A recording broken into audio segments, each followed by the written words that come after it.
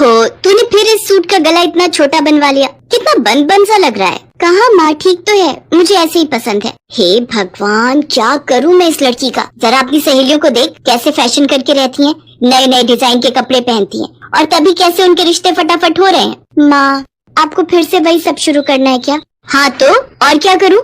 काव्या, शादी की सही उम्र यही है बेटा, एक बार 30 की हो गई तो कोई तुझे देखेगा भी नहीं। अच्छा सुन ना, कल नैना का फोन आया था, उसकी रिश्तेदारी में एक अच्छा लड़का है, ऋषि नाम है उसका। देख तो, नैना ने मेरे फोन पर उसकी फोटो भी भेजी है। नहीं माँ, मुझे कोई फोटो नहीं देखनी, मैं जा रही हूँ ऑफिस के लिए, लेट हो रहा है। और जो जिंदगी जीने के लिए लेट होती जा रही है उसका क्या? माना कि तेरे पापा के जाने के बाद तूने ही सब कुछ संभाला है और तेरी वजह से ही हम लोग वापस स्टैंड कर पाए हैं, लेकिन अब बस, अब तुझे अपने बारे में सोचना चाहिए। माँ, मैं खुश हूँ, सच में। मुझे मेरी जॉब करना और आपका और मोंटू का ख्याल रखना अच्छा लगता है। अब मुझे शादी नहीं करनी, आप नैना मौसी को इस रिश्ते के लिए मना कर दो। तू पागल है क्या? कैसी बातें कर रही है, ऐसे थोड़ी होता है। अब मैं तेरी एक भी नहीं सुनने वाली, तू कल ही उस लड़के से मिलने जाएगी, समझी? और अगर तूने कोई नाटक किया तो देख ले, मैं खाना पीना सब छोड़ दूंगी। ओहो माँ, सच में तुमसे तो कोई जीत ही नहीं सकता। ठीक है, मिल लूंगी उससे, लेकिन एक बात आप भी सुन लो, अगर लड़का मुझे पसंद नहीं आया तो बात वहीं पर खत्म। ओके?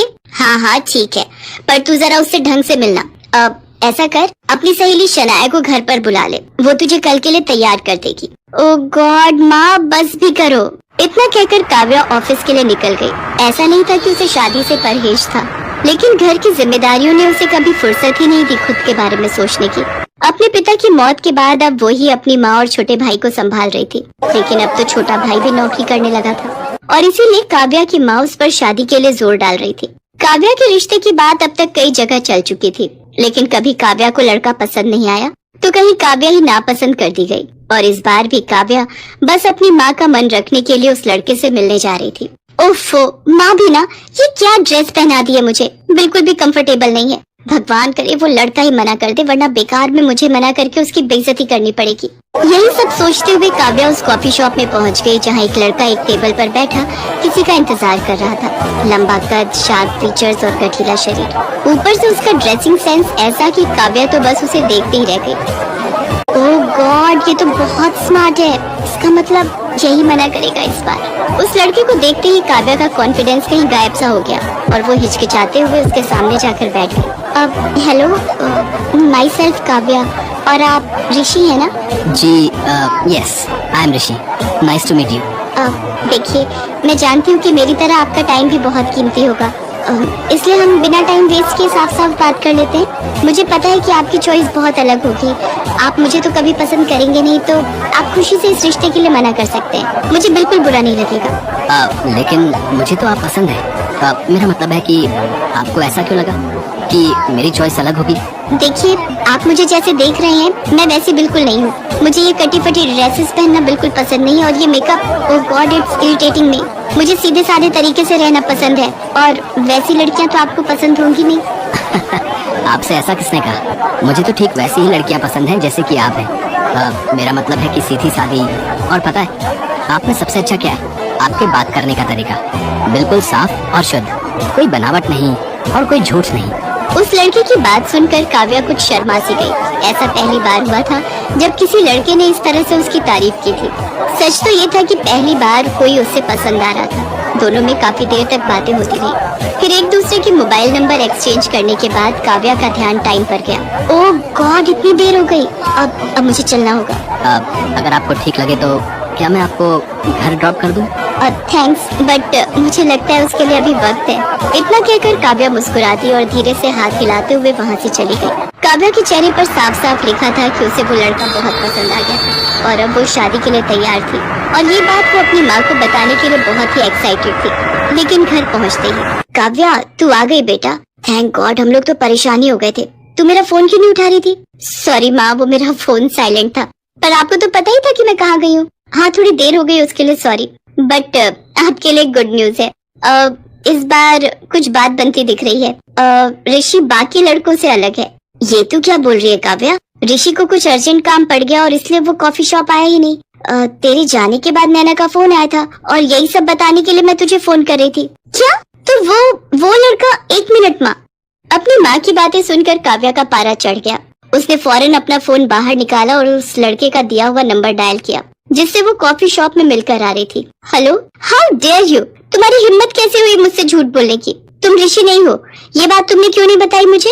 अगर बता देता तो शायद आपसे मिलने का और आपसे बातें करने का मौका गवा देता। लेकिन फिर भी मैंने गलत किया और उसके लिए सॉरी। मेरा नाम विपुल है और मैं एक सॉफ्टवेयर इंजीनियर हूँ। वहाँ कॉफी शॉप में मेरी एक मीटिंग थी, लेकिन लास्ट टाइम पर वो कैंसिल हो गई। मैं तो बस वहाँ से जाने ही वाला था, लेकिन तभी आप वहाँ आ गई। वैसे आपको अपने बारे में एक बहुत ही बड़ी गलतफहमी है कि आप सीधी सादी हैं। आप देखने में जितनी अट्रैक्टिव हैं उतनी ही दिल से सुलझी हुई भी हैं। अब जाहिर है कि अब आप दोबारा तो मुझसे मिलेंगे नहीं और इस बात का मुझे बहुत अफसोस रहेगा।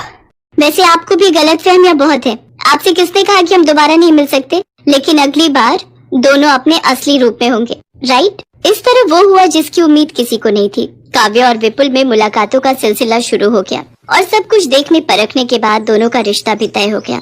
विपुल अच्छा कमाता था और अपने माँ बाप का इकलौता बेटा था और सबसे बड़ी बात ये कि काव्या को समझता भी था।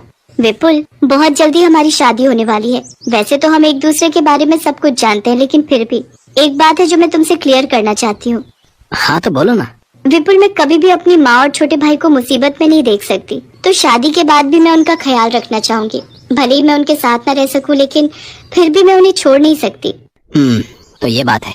देखो, छोड़ना तो तुम्हें पड़ेगा, लेकिन अपनी फैमिली को नहीं, बल्कि अपनी टेंशन को। मुझे एक बात बताओ, जब तुम मेरे मम्मी पापा को दिल से अपना रही हो तो ऐसा मैं क्यों नहीं कर सकता? तुम बिल्कुल चिंता मत करो, मैं तुमसे वादा करता हूँ कि इस बात को लेकर तुम पर कभी कोई बंदिश नहीं होगी।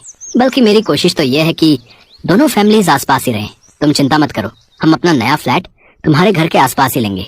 विपुल की बात सुनकर काव्या की आंखों में आंसू आ गए। उसने कभी सपने में भी नहीं सोचा था कि उसे विपुल जैसा समझदार जीवन साथी भी मिल सकता है। अपनी शादी को लेकर काव्या और विपुल दोनों ही बहुत एक्साइटेड थे, लेकिन फिर कुछ ऐसा हुआ जिसने सब कुछ बदल कर रख दिया।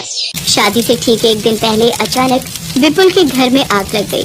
शादी के मंडप की जगह अब विपुल की अर्थी सज रही थी और काव्या दुल्हन के जोड़े के बजाय सफेद साड़ी में थी।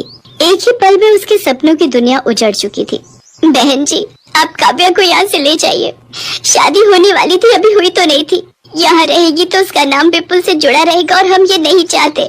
काव्या हमारी बेटी जैसी है, लेकिन बहू बनकर अब उसे किसी और घर में जाना होगा।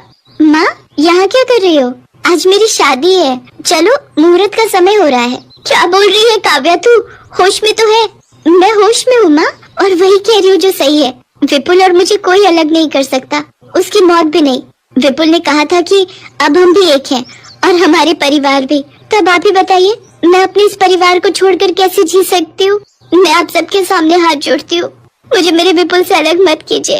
वो हमेशा मेरी यादों में मेरे साथ रहेगा, लेकिन उसका शरीर बस कुछ ही देर के लिए यहाँ, उससे न सही पर उसकी अर्थी से मुझे शादी कर लेने दीजिए प्लीज। मैं यही चाहती हूँ। मैं विपुल के अलावा कभी किसी और के बारे में सोच भी नहीं सकती। उसकी ब्याहता न सही पर उसकी विधवा बनकर तो जीने दीजिए मुझे।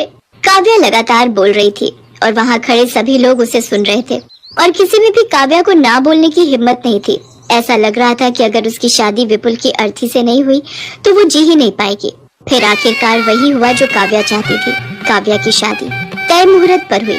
बस फर्क ये था कि विपुल उसके साथ खड़े रहने की बजाय अपनी अर्थी पर था और काव्या एक नए सफर पर थी, जहां अब उसे एक नहीं बल्कि दो परिवारों की जिम्मेदारी उठानी थी और इसके लिए वो पूरी तरह से तैयार थी।